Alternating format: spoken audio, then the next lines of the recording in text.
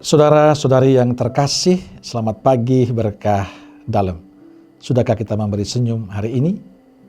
Rabu 14 April 2021. Kita awali permenungan kita hari ini dengan tanda kemenangan Kristus.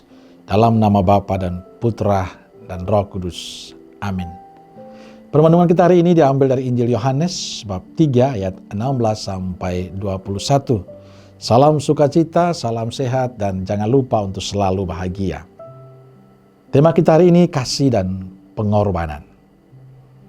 Saudaraku terkasih, bacaan beberapa hari ini bicara tentang percakapan Yesus dengan Nikodemus.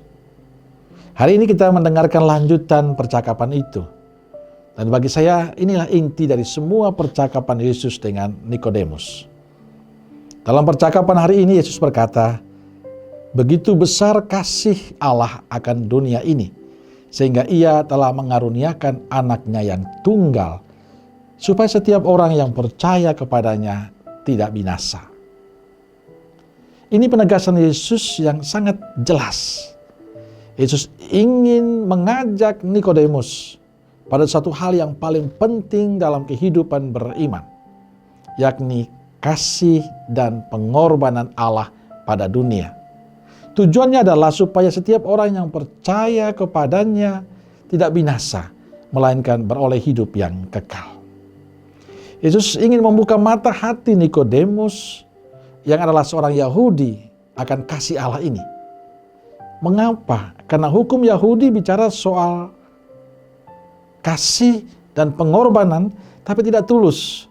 Tapi bicara soal bagaimana menjalani hukum itu dengan benar. Beda antara orang melakukan kasih dan pengorbanan dengan tulus dan benar, dengan pengorbanan, dengan orang yang hanya melakukan itu karena aturan. Sedangkan menjalani hukum dengan benar tidak selamanya didasari pada kasih. Kadang juga karena ketakutan. Bagi mereka hanya soal benar atau salah, sehingga tidak mengherankan mereka menjalani hukum dengan kaku. Inilah sebenarnya poin penting yang mau dikatakan Yesus pada Nikodemus. Menariknya, Nikodemus mau membuka hatinya pada pengajaran Yesus. Maka sebenarnya Yesus ingin mengatakan pada Nikodemus, kalau engkau mau mengikuti aku, harus menjalani ini. Mengasihi dengan tulus, mengasihi dengan penuh pengorbanan. Saudaraku terkasih, kasih dan pengorbanan Yesus nyata dalam wafat dan kebangkitannya. Wafat dan kebangkitan Kristus menunjukkan Allah mencintai manusia dan ingin supaya Anda dan saya, kita semua selamat. Yesus tidak ingin Anda dan saya binasa. Tidak mau kita binasa. Karena itu kita punya tugas penting dalam kehidupan ini, yakni menghidupi kasih itu. Kasih Allah itu dalam kehidupan kita. Kalau Allah begitu serius mencintai, mengasihi kita, bahkan mengorbankan putra tunggalnya untuk keselamatan kita, lalu apa yang bisa kita buat untuk membalas semua kebaikan Allah itu? Walaupun sebenarnya Allah tidak membutuhkan balasan dari kita.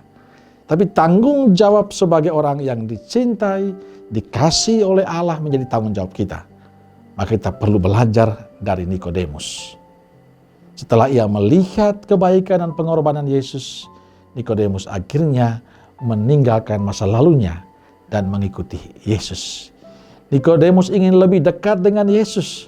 Bahkan ia ingin selalu bersama dengan Yesus.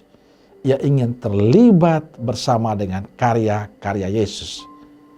Saya kira kita perlu belajar dari Nikodemus. Mau tekun membangun relasi dengan Allah dalam kehidupan rohani kita. Mau meninggalkan masa lalu kita yang tidak baik dan menatap masa depan yang baik bersama Allah. Di mana mau mewujudkan kasih itu dalam keseharian kita, dalam keluarga, dalam komunitas, dalam kehidupan kita dengan sesama kita yang lain.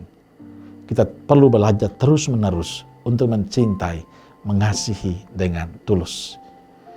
Kita tidak hanya mengharapkan cinta dan pengorbanan orang lain, tapi kita harus berkorban mencintai dan mengasihi mereka. Kita jangan mengharapkan orang lain menghargai kita. Kita jangan mengharapkan orang lain menghormati kita, tapi kita terlebih dahulu membangun semangat itu. Dalam keluarga kita, dalam komunitas kita, kasih dan pengorbanan yang tulus menjadi kunci untuk kebahagiaan bersama. Saudaraku terkasih, seringkali kita hanya menuntut orang lain atau pasangan kita, rekan kita untuk memperhatikan kita, menghargai, mengerti dengan kita. Lalu kita tidak pernah mengerti orang lain. Dan hari ini kita ingin belajar untuk menghargai. Bahkan kita terlebih dahulu melakukan itu semua. Kalau kita ingin keluarga kita, komunitas kita bahagia dengan penuh sukacita, jangan hanya menuntut pasangan kita. Jangan hanya menuntut sesama kita untuk memahami kita dan menerima kita. Jangan hanya menuntut mereka mengerti kita. Tapi kita harus terlebih dahulu belajar mengasihi, menghargai, menerima, dan berkorban demi kebersamaan itu. Itulah kasih yang sesungguhnya. Amin. Dan semoga Allah yang Maha Kasih mengaruniakan berkat yang berlimpah kepada keluarga kita, komunitas, dan pekerjaan kita hari ini. Dengan berkatnya, Bapa, Putra, dan Roh Kudus. Amin. Keluarga Kudus Nazaret, doakanlah kami. Amin. Berkah dalam.